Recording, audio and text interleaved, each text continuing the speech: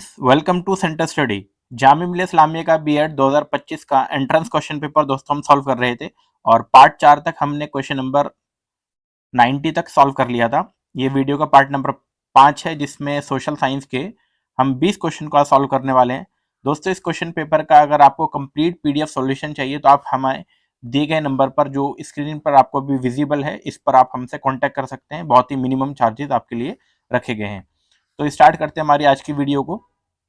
Question number 91 से which finding was a concern of the Sachar committee report 2006। Sachar समिति report की किस खोज से चिंता व्यक्त की गई थी। तो यहाँ पर सच्चर कमेटी रिपोर्ट के बारे में पूछा गया है। पहला ऑप्शन है common school system charter has not been prepared, literacy rate among Muslims are lower than most of other communities, या Mandal commission recommendation have not been implemented, या social and educational deprivation of scheduled caste exceed that of scheduled tribe। तो दोस्तों Sachar committee के बारे में आपको मालूम होना चाहिए, जैसे कि ऑलरेडी यहाँ पर लिखा भी है 2006 में रिपोर्ट आई थी, लेकिन सच्चर कमेटी जो बनी थी वो 2005 में बनी थी मार्च में। किसके उस टाइम के पीएम थे मनमोहन सिंह, और ये जो सच्चर है ये एक्चुअल में इनका पूरा नाम राजेंद्र सच्चर है, जो कि दिल्ली हाई कोर्ट के पहले जज रह चुके थे। और ये किसके बारे में था? ये जो रिपोर्ट थी मुसलमानों की सामाजिक, आर्थिक और शैक्षिक स्थिति का इन्होंने अध्ययन किया था। तो इसीलिए इसका राइट ऑप्शन हो जाएगा ऑप्शन नंबर बी।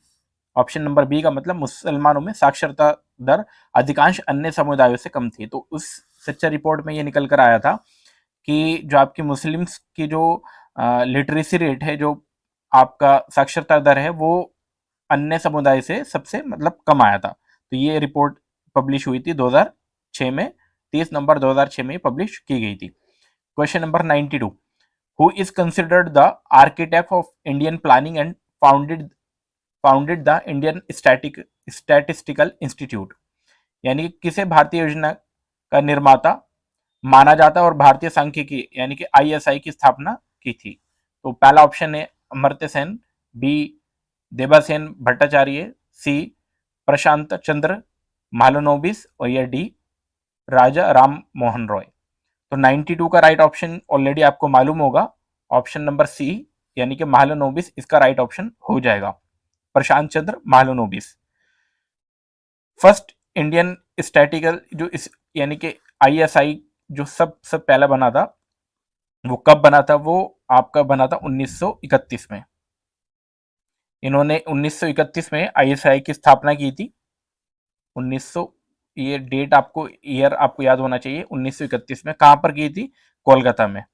दूसरी पंचवर्षीय योजना में अहम भूमिका इन्होंने जो आपकी बहुत आपका महालोनोबिस सेकंड जो आपकी पंचवर्षीय योजना थी यानी कि 5 ईयर प्लानिंग, वो महालोनोबिस के नाम से भी जाना जाता है। तो इसको भी आप बहुत अच्छे से याद रखेंगे, जिसमें इंडस्ट्रियलाइजेशन के ऊपर फोकस किया गया था। और father of modern statistic in India भी कहा जाता है इनको। Question number 93, which commission was set up the identify backward classes and recommended measure to end their backwardness. किसी आयोग की स्थापना पिछड़े वर्ग की पहचान करने और उनकी पिछड़ापन दूर करने के लिए की गई थी। पहला ऑप्शन है बहुजन कमीशन, ऑप्शन बी दलित शोषित समाज संघर्ष समिति, ऑप्शन सी दलित माइनॉरिटीज कमीशन, या Mandal commission, option number D. तो 93 का राइट ऑप्शन हो जाएगा ऑप्शन नंबर डी आपका, यानी कि मंडल कमीशन। मंडल कमीशन जो बना था वो 1979 में बना था। 1979 के अंदर ये बना था। किसने बनाया था? बाय जनता पार्टी। जनता पार्टी ने ये बनाया था। ये भी आपको याद होना चाहिए, जनता पार्टी के कार्यकाल में बना था। और उस टाइम के पीएम थे आपके मोरारजी देसाई। चेयरमैन इसके बीपी मंडल थे, जो कि मकसद क्या था? ओबीसी पिछड़े वर्ग की स्थिति जानना था, यानी कि ओबीसी का क्या स्टेटस है उस टाइम, ये जानने के लिए मंडल कमीशन को बनाया गया था। तो देश के 52% ओबीसी को सरकारी सेवाओं में उस टाइम फिर रिजर्वेशन दिया गया था, और केंद्र और शिक्षण संस्थानों में ये 27% की इसकी सिफारिश रखी गई थी। क्वेश्चन नंबर 94 में चलते हैं आप। क्वेश्चन नंबर 94 में कहा गया विच soil type is ideal for growing cotton. यानी कि कपास की खेती के लिए कौन सी मिट्टी सबसे उपयुक्त होती है, और ये क्वेश्चन बार बार रिपीटेड क्वेश्चन है। ऑप्शन नंबर ए है एलुवियल सॉइल यानी कि जलोढ़ मिट्टी, ऑप्शन बी ब्लैक सॉइल यानी कि काली मिट्टी, option C laterite soil, option D है आपका रेड सॉइल यानी कि लाल मिट्टी। तो 94 का राइट ऑप्शन हो जाएगा ऑप्शन नंबर बी, काली मिट्टी यानी कि ब्लैक सॉइल को आइडियल माना जाता है कॉटन की खेती के लिए, कॉटन की खेती के लिए। अच्छा, ब्लैक सॉइल को कॉटन के लिए, गन्ने के लिए, टोबैको के लिए, मिलेट्स के लिए, वीट के लिए और ऑयल सीड के लिए भी काफी इंपॉर्टेंट माना जाता है। अच्छा, एलुवियल सॉइल जो है, जो सबसे ऊपर लिखा हुआ है, ये किसके लिए फेमस है? ये आपकी राइस के लिए, ये राइस के लिए फेमस है। साथ ही साथ वीट, वीट के लिए भी फेमस हो सकती है। लेटराइट सोइल का उपयोग ज्यादातर जो किया जाता है कॉफी टी कॉफी और आपका काजू यानी कि कैशू नट्स के लिए आपका किया जाता है, ये भी आपको याद होना चाहिए। अच्छा, इसी तरीके से हमने अपने सॉल्यूशन सॉल्यूशन जो वाला जो पीडीएफ है उसके अंदर बहुत सारी एडेड इंफॉर्मेशन डाली है, जिससे आपको पेपर के अंदर काफी हेल्प मिलेगी, तो आप वो भी हमसे बाय कर सकते हैं। क्वेश्चन नंबर 95 में चलते हैं। The big inch pipeline transport which substance, यानी कि बिग इंच पाइपलाइन के माध्यम से किस पदार्थ का परिवहन होता है? ऑप्शन ए है liquid petroleum gas, option B milk, option C petroleum, option D water. तो ये इसका करेक्ट ऑप्शन हो जाएगा दोस्तों आपके पास ऑप्शन नंबर सी, पेट्रोलियम का परिवहन होता है, यानी कि पेट्रोलियम ऐसा सब्सटेंस है जो बिग इंच पाइपलाइन के जरिए जाता है। अब क्वेश्चन नंबर 95 के बाद चलते हैं क्वेश्चन नंबर 96 में। Which characteristics does not apply to the caste system, जाति व्यवस्था की कौन सी विशेषता लागू नहीं होती है? ऑप्शन ए है ascriptive membership, endogamous marriage, hereditary social status, या ऑप्शन डी है सोशल मोबिलिटी, यानी कि जन्म आधारित सदस्यता, गोत्र के अंदर विवाह, वंश वंश वंशानुगत सामाजिक स्थिति, या सोशल मोबिलिटी यानी कि सामाजिक गतिशीलता। तो 96 का राइट ऑप्शन हो जाएगा यहाँ पर option number D, social mobility. जाति व्यवस्था में सामाजिक गतिशील विकसित होकर शिक्षा, शहरीकरण और आर्थिक अवसरों से प्रभावित हुई है, इसलिए यह जाति व्यवस्था की विशेषता नहीं है। सोशल मोबिलिटी में कुछ खास भेदभाव नहीं है, ठीक है। तो इसीलिए आप यहाँ पर इस चीज को मेंशन कर सकते हैं। तो राइट ऑप्शन हो जाएगा ऑप्शन नंबर डी आपका। Question number 97, which pair represent tertiary sector activities. तो ये बहुत ज्यादा इंपॉर्टेंट क्वेश्चन है आपके लिए, ये बहुत ज्यादा, ये क्वेश्चन रिपीट भी हो सकता है।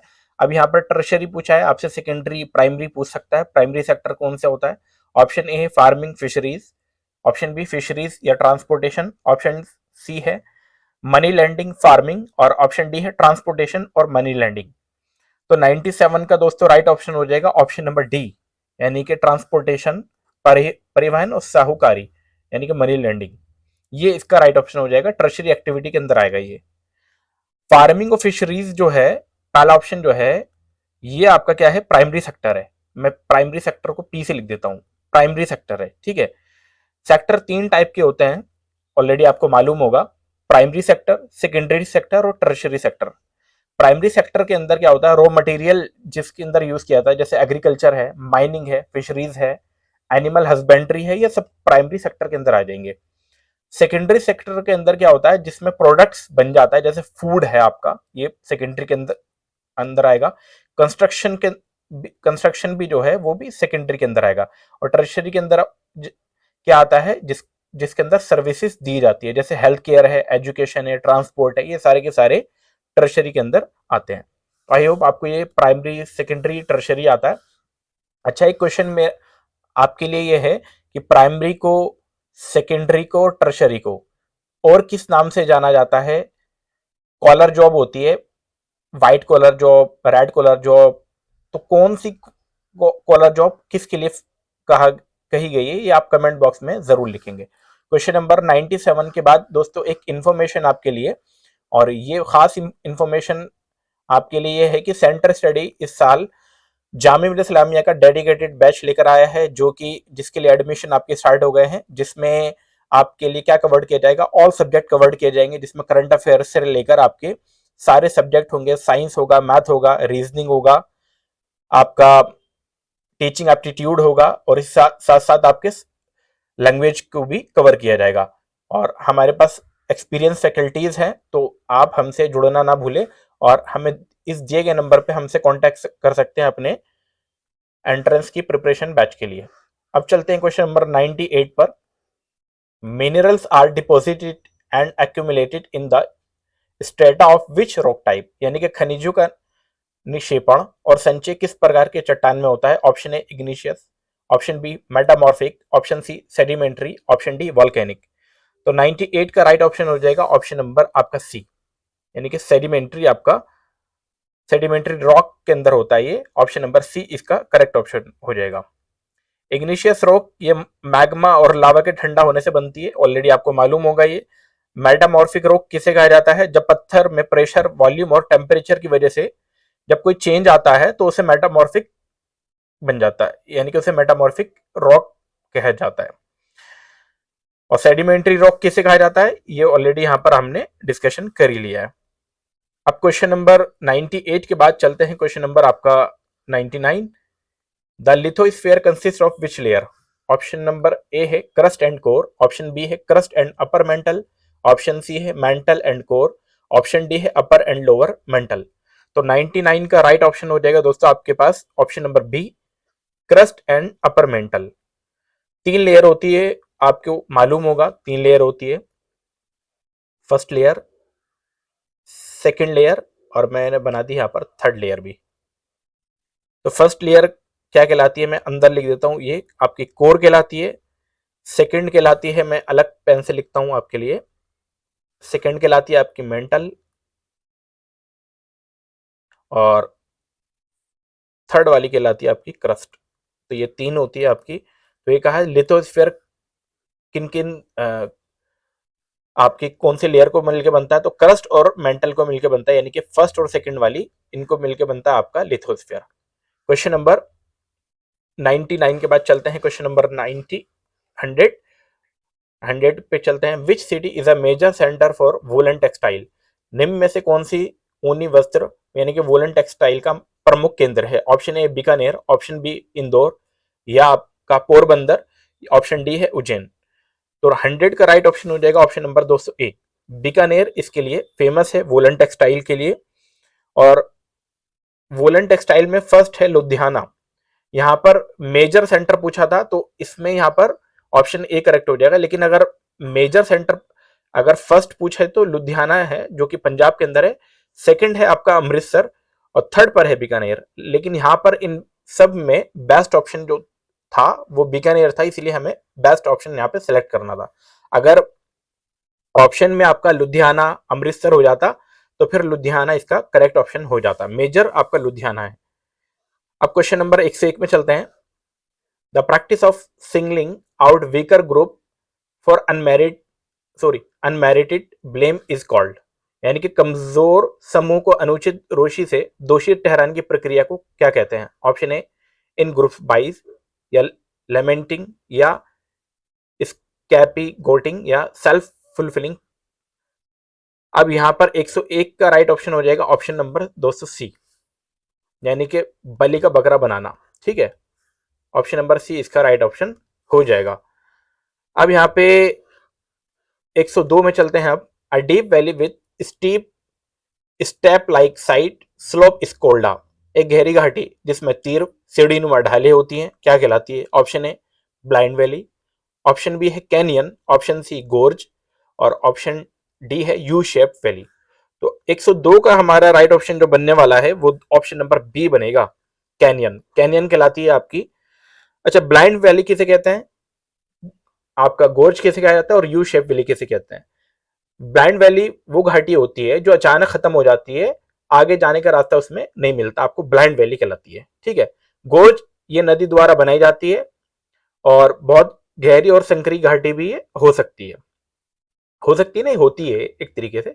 यू शेप वैली क्या होती है, इस घाटी का आकार यू के जैसा होता है, जैसे आपका यू होता है उसी तरीके से आपका इस इसका शेप होता है यू शेप वैली का, और इसे ग्लेशियर बनाते हैं, जो आपके ऊपर से ग्लेशियर आते हैं। क्वेश्चन नंबर 200 103 में क्वेश्चन में कहा गया है which kharif crop require high temperature, high humidity and annual rainfall above 100 centimetre. कौन सी खरीफ क्रॉप ऐसी है जिसमें तापमान हाई चाहिए, हाई टेम्परेचर चाहिए, 25 डिग्री से ज्यादा टेम्परेचर चाहिए, और एनुअल रेनफॉल जो है यानी कि आपका जो वर्षा जो है 100 सेंटीमीटर से ज्यादा चाहिए होती है। ऑप्शन है बार्ले, मस्टर्ड, राइस या व्हीट। ऑलरेडी आंसर मालूम चल गया होगा, राइस इसका यानी कि धान इसका राइट ऑप्शन हो जाएगा आपका। ये खरीफ क्रॉप है। बाकी barley, mustard, wheat, barley, mustard, wheat ये तीनों के तीनों जो है आपकी, ये तीनों जो है आपकी ये कौन सी क्रॉप है, ये आपकी रबी क्रॉप है। रबी क्रॉप है। 3 टाइप की क्रॉप आपकी पाई जाती है, रबी क्रॉप, खरीफ क्रॉप और जायद crop. Question number 104, the first clear expression of nationalism in Europe occurred with which event? American revolution, French revolution, industrial revolution या रशियन रिवॉल्यूशन। तो 104 का हमारा राइट ऑप्शन हो जाएगा option number B, French revolution. अच्छा, कब स्टार्ट हुआ था ये फ्रेंच रिवॉल्यूशन के बारे में अगर आपसे डेट पूछ ले तो ये आपका स्टार्ट हुआ था 1789 में। और किंग आपका जो उस टाइम के जो किंग थे वो कौन से थे? किंग लुइस 16, लुइस 16, ठीक है। तो ये भी आपको याद होना चाहिए। Question number 105, into how many princely state was British India divided? 6 में, 56 में, 65 में या 565 में, यानी कि कितनी देशी रियासतों में विभाजित किया था ब्रिटिश ने भारत को? ऑप्शन इसका जो करेक्ट होगा और 105 का option number D right option हो जाएगा, 565 में किया था। 1947 में आजादी के समय ब्रिटिश इंडिया ने 17 प्रोविंसेस और 565 प्रिंसली स्टेट में बांटा था इंडिया को। अब चलते हैं क्वेश्चन नंबर 106 में, which work was authored by Alberuni, यानी कि अल-बरूनी द्वारा कौन सी लिखित ग्रंथ है आपको ये बताना है। आईना अकबरी है, अल हिलाल है, किताबुल हिंद या रहला है। तो 106 का राइट ऑप्शन है ऑप्शन नंबर आपका सी, किताबुल हिंद। किताबुल हिंद जो है आपकी अल-बरूनी ने लिखी थी, ऑप्शन नंबर सी इसका राइट ऑप्शन हो जाएगा। अच्छा, आईना अकबरी किसने लिखी थी, ये क्वेश्चन भी आपसे पूछा जा सकता है। तो ये अबुल फजल ने लिखी थी। किसने लिखी थी? अबुल फजल ने। अल हिलाल जो है आपका ये उर्दू का न्यूज़पेपर था, ये उर्दू न्यूज़पेपर था, ये भी आपको पता होना चाहिए। अल हिलाल, अल बलाग 2 न्यूज़पेपर आए थे। ये किसने निकाला था? ये आपका मौलाना अबुल कलाम आजाद ने। और मौलाना अबुल कलाम आजाद ने। और रहला जो है ये किताब थी इब्ने बतूता की, इब्ने बतूता। अच्छा, एक क्वेश्चन आपके लिए है कि इब्ने बतूता कौन से कंट्री से आपका इंडिया में आया था और कौन से सन में आया था? तो ये क्वेश्चन आपके लिए कमेंट बॉक्स में इसका आंसर आप जरूर लिखें। क्वेश्चन नंबर 107 में चलते हैं, which are not feature of the capitalism, यानी कि पूंजीवाद की विशेषता इनमें से कौन सी नहीं है ये बताना है।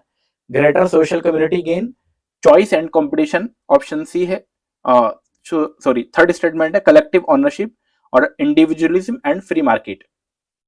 107 का आपका राइट ऑप्शन जो बनेगा कौन सा बनेगा ये देखते हैं। ऑप्शन नंबर ए इसका करेक्ट हो जाएगा, यानी कि फर्स्ट एंड थर्ड इसका करेक्ट, फर्स्ट वाली स्टेटमेंट ठीक है और थर्ड वाली ये इसका राइट ऑप्शन आपका हो जाएगा। क्वेश्चन नंबर 108 में चलते हैं दोस्तों। 108 में क्या कहा गया है? Who introduce the call in Chishti, Chishti समा वॉज डिसिपल ऑफ निजामुद्दीन औलिया, किसने चिश्ती समा में क्रॉल की परंपरा शुरू की और निजामुद्दीन औलिया के शिष्य थे?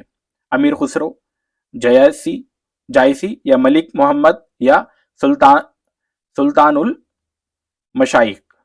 108 का राइट ऑप्शन हो जाएगा ऑप्शन नंबर ए। कौन थे? अमीर खुसरो। अमीर खुसरो को एक और नाम से जाना जाता है, बहुत ही इंपॉर्टेंट है, इनको कहा जाता है